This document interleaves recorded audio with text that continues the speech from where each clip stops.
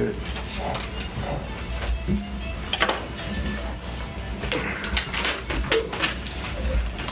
Uh-oh, you got notes. Got some notes. We don't usually have people that know how to read on the show. Pretty Oh, okay. What are you doing? I don't know. We're all Somebody set. moved it. All right, coming with you. I can really make Brandon mad by banging on it. All right, 3, 2, 1. Hey, welcome to Rock, Paper, Hand Grenades. I'm who? Representative Gary Hopper, the That's it. Honorable. Honorable Gary. Representative. It's kind of redundant, Yeah. though. This is Josh Solomon, and our guest today is Ken Bosse. Did I get it right? You did. That is a hard thing for me to do, is get the guest's name right when I've just met them tonight. So, Good job. so the worst thing that ever happened to me my whole life happened today. Yeah, the worst The thing. worst thing ever. Absolute worst I've thing. had you know, cancer, and parents have died, and all that stuff. But the worst thing ever, I was on the way here, and I was eating that dark chocolate, because you know the stuff that tastes like crap, but you eat it because it's not bad for you. Yeah. Yeah, so I was having some of that, and I'm driving down 93, and a piece fell off, and I was looking for it and brushing it off, and it was underneath my tie, and it melted all over my shirt. Yeah, let folks see. So if you don't look, the tie covers it up pretty good, if I didn't tell you about it. Dark chocolate, that's good for you. I'm not wrapped too tight. So I invited Ken on, and I have to hand it to you, because I have been looking, because I understand, we're talking tonight about biblical prophecy, and the reason I wanted to talk about that is it is what led me to God. An example of that is Isaiah 53, which talks about, here, let me look at it. I can do that. That's like a, if you pardon, Josh, say something really cool while I'm looking this up. Something really cool. How cool?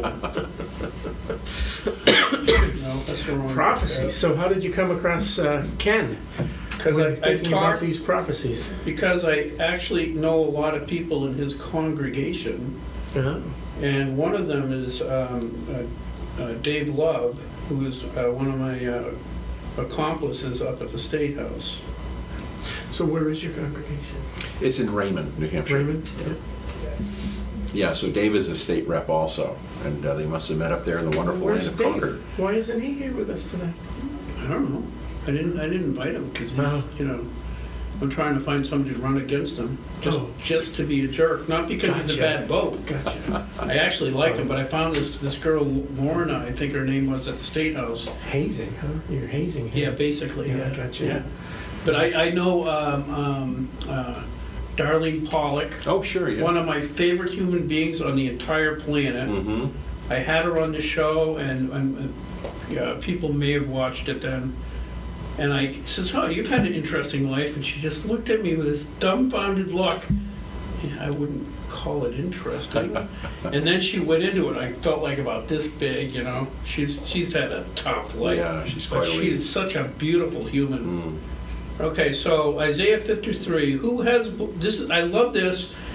You correct me if I'm wrong. Isaiah was written 500 or 600 years before Christ. Around that, yeah. Okay, and people, this is so accurate that some people, biblical quote-unquote scholars, claim that it was rewritten to fit the life of Christ by the Christians. Well, that was a common theory up until they found the Dead Sea Scrolls, and they actually found scrolls that date back 2,000 years or more that still have this text. Right. So Isaiah 53 is, who has believed our message, and whom has the arm of the Lord been revealed? He grew up before him like a tender shoot, and like a root out of the dry ground. He had no beauty. I love this, because if you watch any movie about Christ, he's always handsome. Yeah.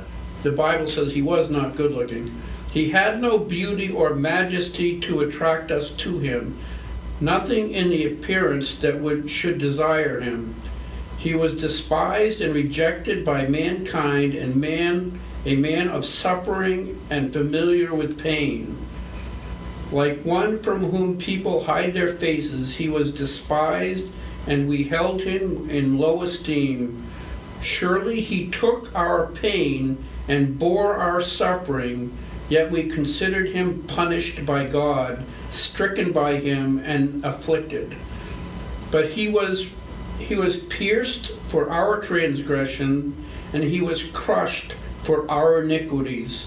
The punishment that brought us peace was on him, and by his wounds we are healed. I mean, it's so powerful and so beautiful. And what struck me about that passage also, because sometimes when you read the Bible, there's some passages just stick in your head, you're trying to figure them out. And it kept saying he was. Everything is in past tense. Mm-hmm. So you're wondering why Isaiah, 500 years before Christ, is talking in past tense. And I kept praying about it, and finally it occurred to me is that Isaiah is being shown Christ's life. So to him, it was in the past because he saw it. Mm-hmm. And that was kind of my epiphany. And there's passages like that point to the actual life of Christ, that confirm that Christ is the Messiah, he is the Savior. And then there's other prophecies that talk about his return. And I am not good enough to lay those all out. That's why I've been trying to find a pastor who would do that. Okay. But most of them are afraid of the subject. Yeah, well, it can be a difficult subject to grapple with, that's for sure. So that's why I invited you, because I believe we're very close. Mm-hmm. Like I posted on Facebook, it says no one knows it. If you hear a pastor get up and say Jesus is coming back in 2002, or it's too late for that, 2022. No, there were some that said. Yeah, no, there's Y2K was one of them. Yeah. And here's a good example. My friend says, well, I heard from God that he's coming back at Y2K. I said, well, I'm writing a book, 2001 Reasons Why He's Coming Back. He's not coming back in 2001. So it says clearly in the Bible, nobody knows the day or the time. Even Christ didn't know the exact day. But he did say that just like summer's near because you see the buds on the trees, so will you know Christ is about to return. Right. So anyway, that's why I invited you on to tell us what those buds on the trees are. What do you see, and how did? I'll shut up. Well, you hit the nail right on the head with talking about the prophetic element of the Bible. That's something that people can't refute. It's indisputable that there are things in the Bible that no man could have ever known without the mind of God revealing it to them. And so when you look at like Psalms 22, for instance, which is referred to as the crucifixion psalm, written hundreds of years before Rome ever existed and Rome ever invented the death penalty by crucifixion, and it talks about his hands were pierced and his side was pierced and all these different things that were very depictive of Roman crucifixion, and yet hundreds if not 1,000 years before Christ ever went to the cross. Right. So those kind of prophetic elements in the scripture are things that you have to really grapple with, because there's no way of figuring that kind of stuff out. So, but when we talk about the second coming of Christ, from the beginning of the Bible to the end of the Bible, there is a recurrent theme that happens again and again and again and again, and that is the day of the Lord, what's known as the day of the Lord, or the coming of the Messiah. And one of the things that they didn't know back then, the Jewish scholars and things like that, and it's what's called mountaintop prophecy. They looked and they saw a mountain and they said, God is coming. God is going to visit this earth. Messiah is going to come. And so Jesus... So when you mean mountaintop prophecy, in other words, they're looking at a distance at this other mountain or a period of time, and they think all of that focuses on that point in time. Correct. So they see a mountaintop, and they don't realize that right behind it is another mountaintop with a great big valley in between it, and they don't see that. They just see Messiah is coming. And so What they didn't see is that Messiah was going to come, and he came the first time with the ministry of Jesus Another indisputed fact that Jesus historically cannot be refuted. He Right. lived, he existed, he was crucified. The discussion comes in who is he? So what they didn't see is that between his first coming and his second coming was this whole big valley of, so far, what's been 2,000 years of what's referred to as the church age. And so, God has been dealing with the world through his church. But Israel has always been God's timepiece. Israel is sort of a hot spot of what lets us know when end times are beginning to percolate and starting to gain some momentum. And that's why I always tell people, keep your eyes on Israel. And so, as a matter of fact, one of the prophetic elements of end times is that since the time of Jesus, in the year 70 AD, the Roman general Titus sacked Jerusalem, murdered over 1 million Jews, the rest of them scattered around the world, and Jerusalem and Israel was no longer a Jewish nation. Right. It wasn't until after World War II.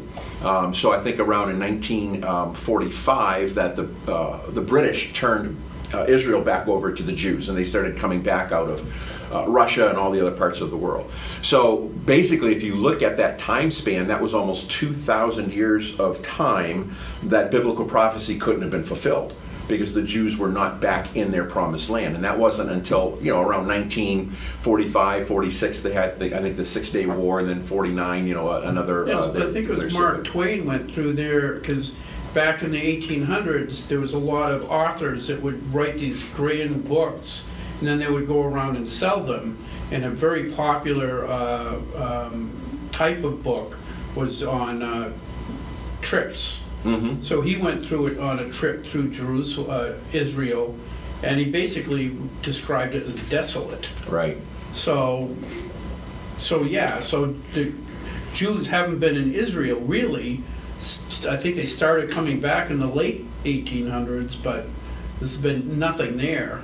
Right. And so, now there are people, and now we recognize their statehood, but it's hotly contested because of the way things fell apart after World War II and the redistribution of land, and then the 6-Day War, when 11 Muslim nations came against them, and they single-handedly defeated their enemies and recaptured a lot of land. And so a big thing in the news today is land for peace, land for peace. So you got this little tiny nation of Israel surrounded by massive Islamic Muslim nations, and they always want more land for peace, more land for peace, where you'll never have peace in that Middle East region. You never will, because it's the timepiece of end times. Things are going to heat up there and basically catapult us into what's called the end time scenario. Okay. Yeah. So when we look at we're going to look at a little bit of the book of Revelation tonight, because that's what everybody wants to talk about. And but before you get there, you have to go back to the book of Daniel. Right. Daniel is a very prophetic book and talks about a lot of things. And in the book of Daniel, and again, one of the things I like about the Bible versus other religious books is the Bible is based in history. There has never, ever been an archaeological discovery that has refuted the Bible. Right. Every archaeological find has only confirmed the history of the Bible. Right. So in the book of Daniel, you had Daniel, who was a Jew who was carried away into Babylon as a prisoner and became elevated to being very high in command. And the king has a dream, and he forgot it, but it tormented him. And so he was going to murder all the magicians and all the fortune tellers because nobody could tell him the dream.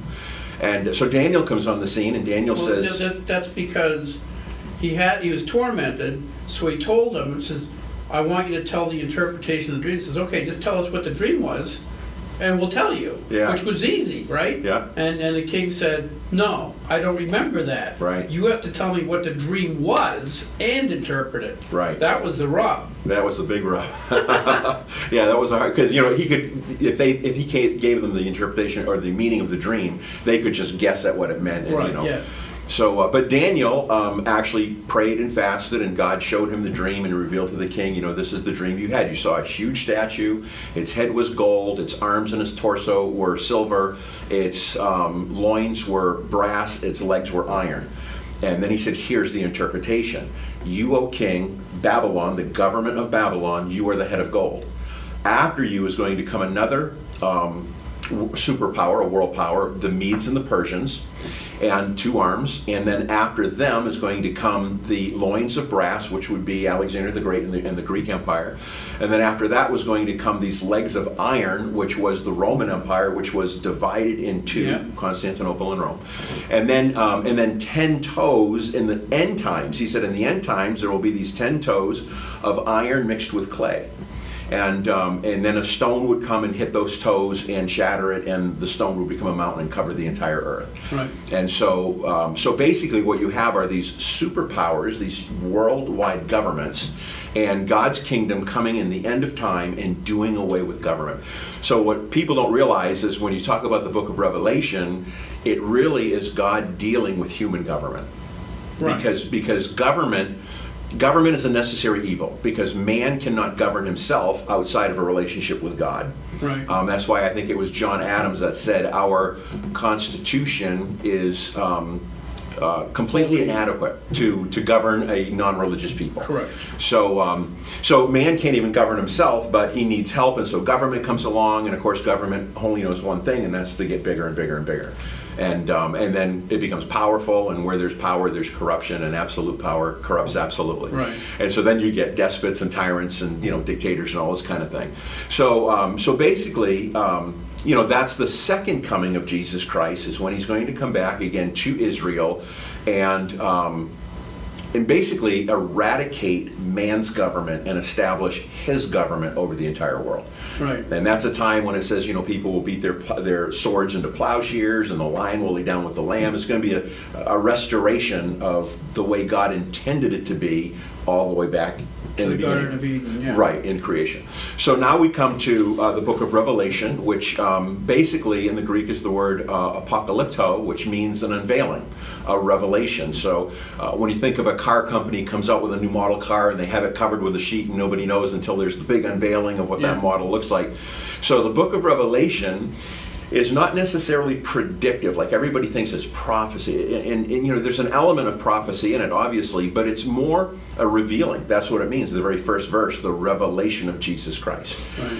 So when Jesus came the first time and established the church and started the church and introduced salvation for the first time to mankind through his blood, the church took off running and basically, I don't know if you'd say turned the world upside down or turned it the right side up, and started covering the globe.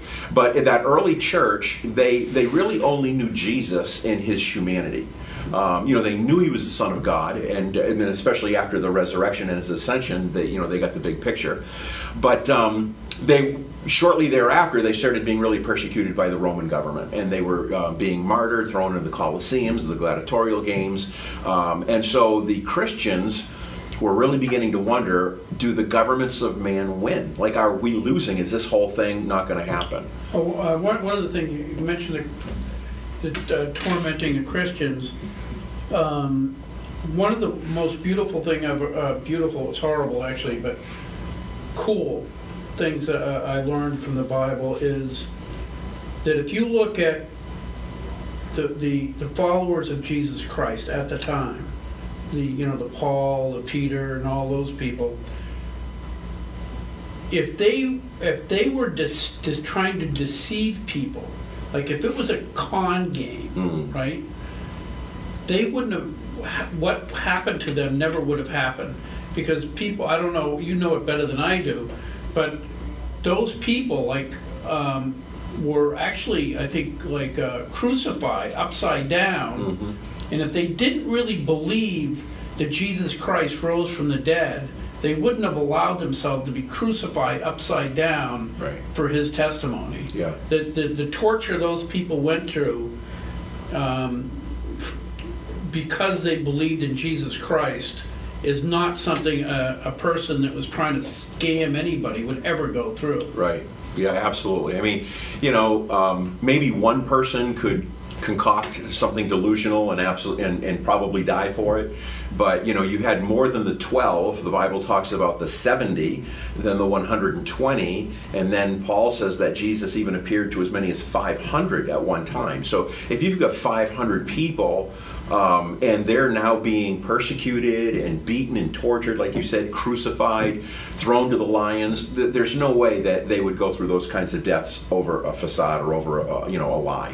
Somebody would crack and say, "Hey, wait a minute, we made this whole thing up." Yeah, exactly. So, but the courage displayed is proof that they experienced something that was life changing, a game changer. Absolutely, a big thing. So now we have this church that only knew Jesus in his humanity, and John is one of the last apostles that's still alive, and he's on a Roman prison island called Patmos, and it's on this island that he gets this revelation where Jesus appears to him. And so the book of Revelation is just that. It's a new revelation of Jesus. So in chapter 1, you get this very descriptive imagery of Jesus with his face shining like the sun, his voice like many waters, his feet like burned brass. All of these things that, humanly they're remembering this Jesus who they lived with for 3.5 years, who died on the cross. Now they're seeing this glorified, basically God, the Son of God, Father, Son, and Holy Spirit of Trinity. And now they're seeing, a new revelation of Jesus they've never seen before. Like he's glorified, he's God. There's none beside him. And so then you go into chapters 2 and 3 of the book of Revelation, and Jesus turns to the church and he starts commending them, and then he criticizes them, and then he warns them. So these 7 churches. And that's a revelation of Jesus and his church, that he's Lord of the church. Then from chapters 4 through chapters 19, you have what's called the tribulation period, which most people say, it's the end of the world, it's the end of the world. And it's not. The world is not going to end. It's the end of an age. Okay. It's just the end of an age. So, that's when all these horrible things are happening that you read about, and, movies are made about, and you got these locusts coming out of the ground, and you have the mark of the beast, and you have the Antichrist. You see what locusts are doing in the Middle East right now? No kidding, right? It's not just the Middle East. They've swarmed all the way over into China. In China? Wow. They've already through Thailand, and so there was it's come from Africa through the Middle East, and it's already, so it's not just one local area. It's Right. the entire Middle East into Asia. I was talking with somebody about that, and they were saying that so in Africa, where I guess a lot of this swarm has started, usually they're adult locusts, and they do their thing for as long as they do, and then they die out. But because they've had an incredibly wet year, they're saying this is going to go second generation. It's going to get that much bigger because they're going to keep breeding. They're not going to die out because of desert heat. They're just going to keep breeding. So Right. The weather is such that they're able to continue to breed without having to go into that hibernation period. Yeah. So it's crazy stuff happening. So then after this tribulation period, which I'm going to go back in and touch some about that, because that's what a lot of people are interested in. Then at the end of that, Jesus comes back, and you have the 1,000-year reign, or the millennial reign of Christ on the earth, which is a time of peace and tranquility. Then at the end of that, you have one more resurgence of evil, and then it's final judgment, and we go on to done. Right, everything is over at that point, and new heavens and new earth, and that's going to be the glorious time. So all of these 5 stages are all revealing Christ in a new way that we'd never seen before. So that's why it's called the Revelation. It's not like the revelation of the end of the world. It's not the revelation of the Antichrist. It's the revelation of Jesus, his lordship over everything. He is the uncontested champion. And so one of the things that happens around these times is obviously Israel has to be, or the Jews rather, have to be relocated in Israel, which happened, as we mentioned. It says, and correct me if I'm wrong, that basically right near the end, the Jews will return from the 4 corners of the earth. Correct. And that has never happened before. Right. But it has in the last, since 1946. It's because there was a release of the Russian Jews were basically held back, but finally the Russians said, "Okay, go." Yeah. And they all exited. Came from the only ones that haven't returned which kind of scares me, are the ones from the United States. Correct, yeah. So when we see the rise of anti-Semitism in the United States, it kind of scares me because I have a lot of Jewish friends, and it bothers me, but it is what it is. Right, right. It's definitely happening. But there's also, I don't know, from a political standpoint, there's a large portion of the Jews in the United States who are not supporters of Israel, who are not traditionally Israel supporters. Right. And Yeah. we see a lot of that in the Northeast, in New York and Connecticut. Yeah, very secular. Yeah. Very secular. Something will probably happen, though, that will shake them to their roots, and there probably will be a migration back to Israel before these things really start unfolding. But here's the thing: these things can unfold very fast. What needs to happen for biblical prophecy to be fulfilled can happen really, really fast.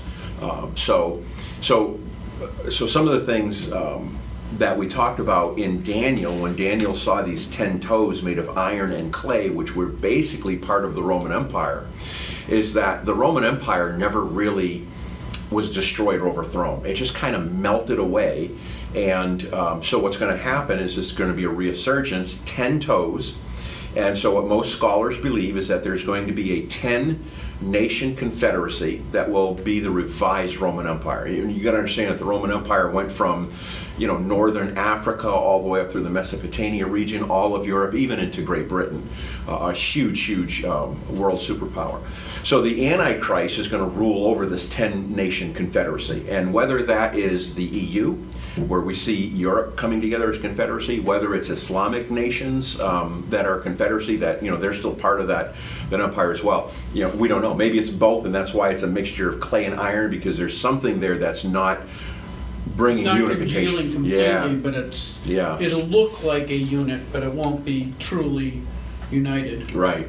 So so that has to happen, but we can see that it's happening. I mean, it's not a long shot to say there's going to be a revised Roman Empire and made up of 10 different regions or states or countries or whatever it might be.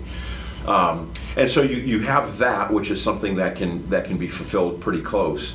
And then you have in the book of Revelation this mention of the kings of the East coming and warring against Israel. And in the book of Revelation, you understand, again, this was written 2,000 years ago, roughly. It mentions an army of 200 million. So here's another prophetic element of Scripture that they have to wrap their minds around.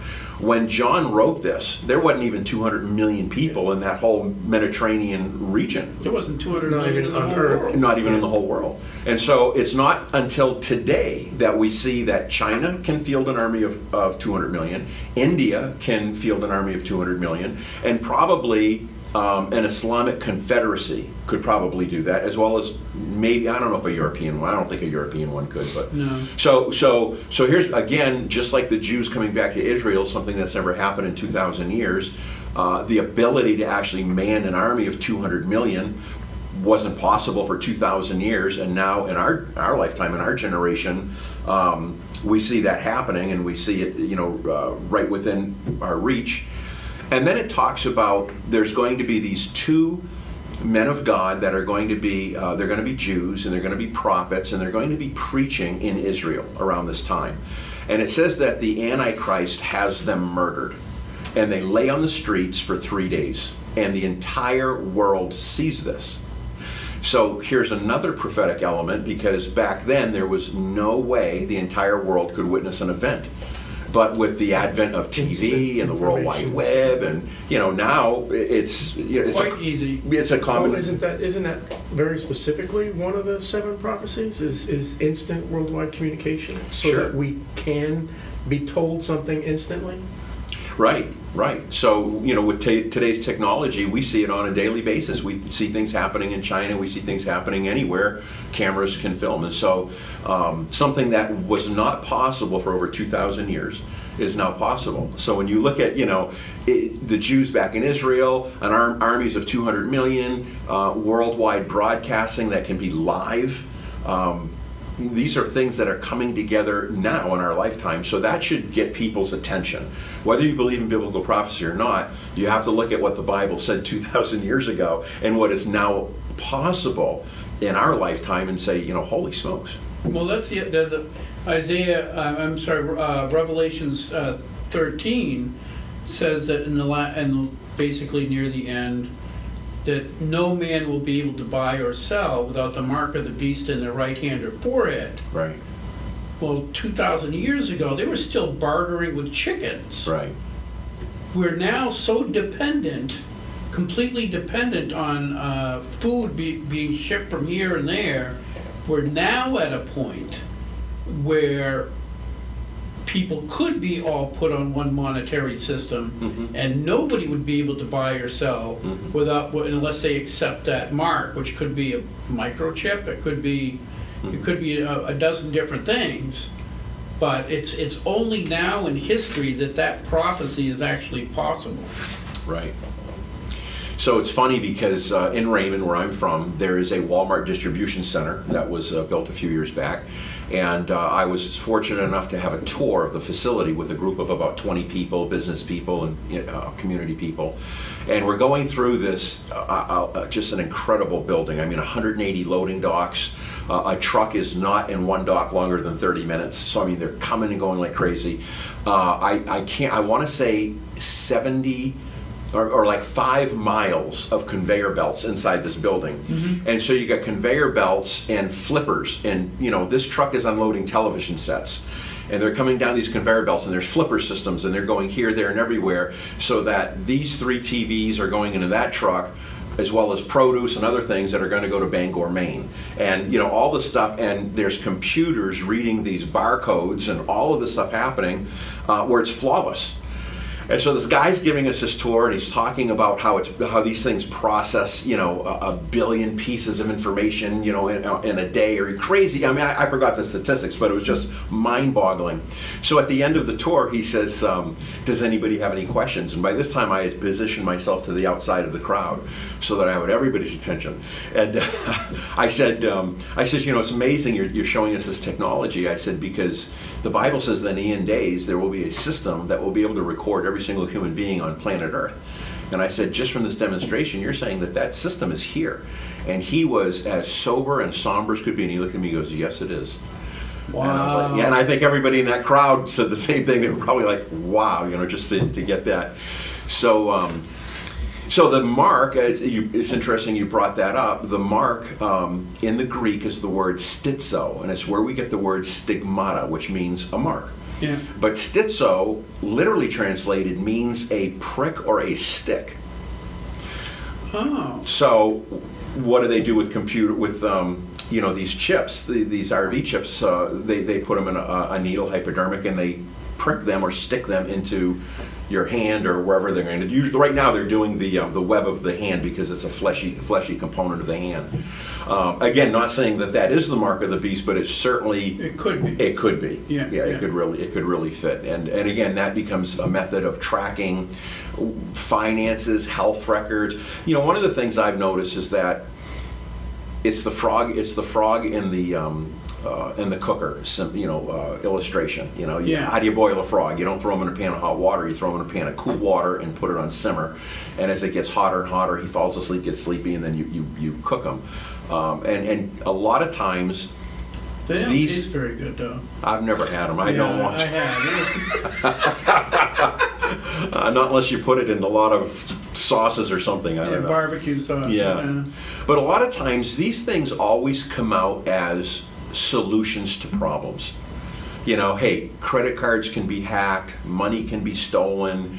What would be a great solution? Let's go to something that can't be taken off of a human being, and that would be a chip somewhere in their body, and now we can track. So it's not something that somebody's going to put a gun to somebody's head and say, if you don't get this chip, we're going to kill you. It's going to be something people are going to want to do. Well, yeah, exactly, because if you go to a monetary system that is germane to your hand, okay, now you've gotten rid of prostitution. You've gotten rid of illegal drug dealing. You've got rid of the need to even have a wallet with you. The convenience And the You're being tracked by this information system around Right. the world. I know, but people say, well, because that's how they're going to sell it. Is look, we can, you know, a prostitute can't make any money from somebody Mm-hmm. without the government knowing about it. So she can't make any. A drug dealer Mm-hmm. is only going to take so many VCRs and trade. Yeah. Do they make VCRs anymore? They don't, No. do they? No. They make guns. Guns. Okay, can only take so many guns and trade for opiates.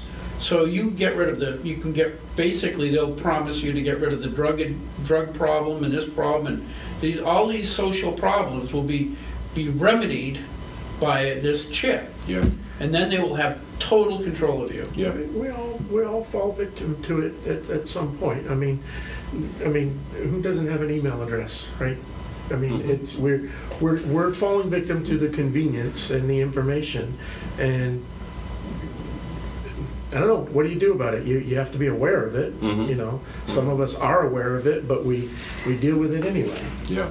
Yeah. I mean, I work in an industry where, you know, it's all about information, right? I'm a programmer, and my customers want all of the information that appears here. Every time someone clicks on an email or whatnot, they want to know that click took place. Oh, they opened the email that I sent them. Now I can send them a campaign email, right? Oh, we noticed you opened this email. Oh, we noticed you started shopping and you picked out these 3 items, but you didn't actually complete the sale, so we're going to send you. So my job is all about managing that information for these corporations who want to know what their customers are doing every minute of the day that they're on the computer. I'm a part of that problem. I recognize that I'm a part of that Do problem. you feel guilty? Sometimes I do. But, you know, it extends into, you know, you've got that, in my industry, we see banking customers, right? So we see credit card accounts and all of that stuff. We see medical information as well, right? So we have to follow all of the banking laws and all of the HIPAA laws about making sure this data is secure, but all of that information is out there. The amount of data that is out there on every single one of us, and you know, sometimes I'm looking at it, I'm like, oh, this is how they're tracking it, and they want me to, you know, put this piece in place to help track it even more. And then I go and I think, wow, how much of this have I already fallen victim to just by opening an email? Right? Because I can see what they're doing. But yeah, unfortunately we're all victims, and how much are we going to put up with before we say, okay, that's it? Do we lock ourselves in a log cabin in the middle of the woods and quit the world? Yeah, well, there's a lot of people that do that, you know, like I'm going to get off the grid, or, you know, I think the Amish are ahead of all of us. they're still agriculture farmers. They still won't turn the lights on at night. I periodically think about that, but the Bible basically tells me that anybody who would hide in the woods and save themselves, right? What does it say? I don't remember the rest. Yeah, well, I mean, yeah, we're supposed to let our light shine, and you know, we're supposed to be salt to the earth, and we're supposed to show people that, you know, we can go through these things victoriously. Right. You know, as believers. I mean, as a follower of Christ, I don't fear any of these things. I mean, it's written, it's going to happen. I know that I win because of Christ's victory, and I know that my future's bright. But for other people, you know, it'll be a horrific time. It'll be a horrible time, because there's going to be, you know, I mean, in Matthew chapter 24, is also a chapter in the Bible that is very end times. That's when Jesus starts laying all this stuff out. You know, nation will rise against nation, and there'll be pestilence and wars and rumors of wars and all these crazy things. And then he says something that's you know, kind of frightening. He says men's hearts will fail them for fear of the things that are coming upon the earth. And I look at just recently with this corona outbreak, and already people are like freaking out, absolutely freaking out. And that's just one little. And I don't necessarily believe it has to be real. Like, if you look at the coronavirus isn't that big a threat, but the way they're reporting on it scares the heck out of people. Right. So there could be, almost anything could be happening, and people will just be terrified the way it's reported. Right. Right. I mean, they're basically working people into a frenzy all the time. Yeah, and when you have politicians saying that because of global warming, within 12 years, the humanity will be extinct. I mean, again, as somebody who firmly believes the Word of God, that can't be accurate, because we haven't reached the end times yet, and after the end times, there's still a 1,000-year period of time of Christ's reign on this earth. So we're not going anywhere for at least 1,000, plus years. So, Right. Again, it's alarmists, it's fear, paralyzes people into doing what you want them to do. Correct. It's a form of control. It is yeah, absolutely. Yeah. And I think that's why God in the Bible has 365 fear nots, one for every day of our lives, for a year. Say, what's that mean? Like 365 times in the Bible, there's a fear not, for I'm with you, fear not, for you're overcomer. Fear, all these fear nots. Okay. Because people tend to gravitate towards worry and fear and anxiety and all these things. And so, again and again, God says, fear not, be courageous, or, all these 365 times, one for every day of the year. Is that really? Yeah, oh, yeah. Oh, that's pretty great. Yeah. Actually, I didn't know that. Well, we're in a leap year. Yeah, we're in a leap year. So you get one day to go ahead. So one day, we missed it. I guess so. I missed my day to be scared out of my mind. Yeah, that's right. Back to business as normal. Yeah. So yeah, and I think something else that I would throw out there to help people understand, because sometimes people have enough knowledge of the Bible to make themselves dangerous, and then they get off and they say it's filled with contradictions, and it's untrustworthy. So one of the things is they say, well, people have been saying it's the end days for 2,000 years. When Jesus was here, they were saying it was the end days. Yeah. But Peter, in one of his letters, he says, understand something, that a day with the Lord is like 1,000 years. Yes. And 1,000 years is like a day. So there are some scholars that played around with that a little bit, and they said, well, look at this.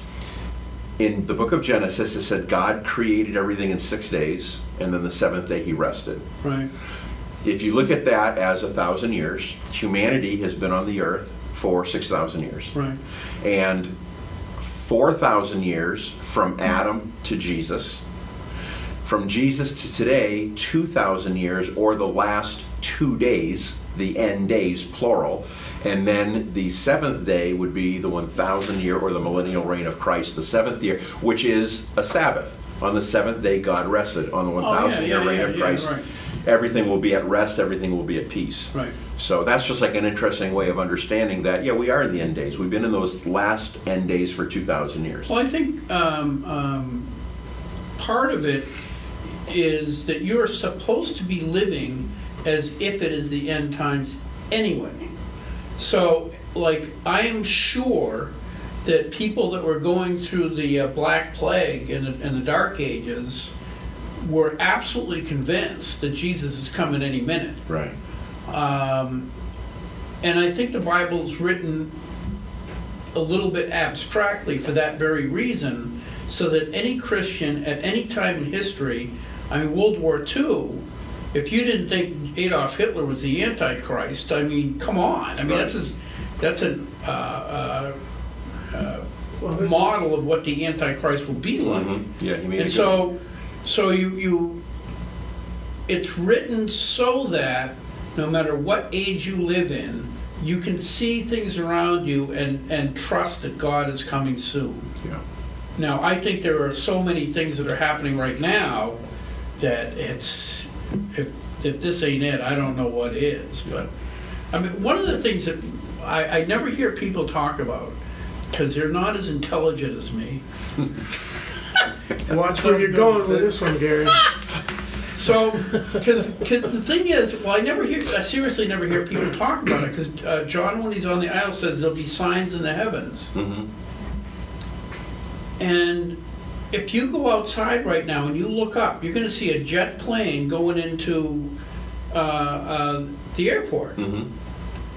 Now With a sign on the side. Yeah, with a sign on the side. But we look at that as like normal, right? Or a satellite going overhead, or Right. something like that. Whereas for John, 2,000 years ago, if he saw a squadron of fighter jets going overhead, it would have blown his mind. Right. So when when it says signs in the heavens, I don't know that we aren't experiencing signs in the heavens right now, but we're just used to them. Yeah. I mean, there are a lot of signs in the heavens. I mean, with the Hubble telescope, we're seeing galaxies, trillions and trillions of miles away. That's true too. So we see a lot of signs.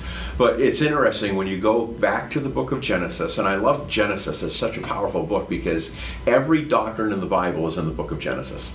It's all right there, and then it unfolds for the rest of the Bible. But in the book of Genesis, when God is creating the heavens and earth, he says, he created two lights.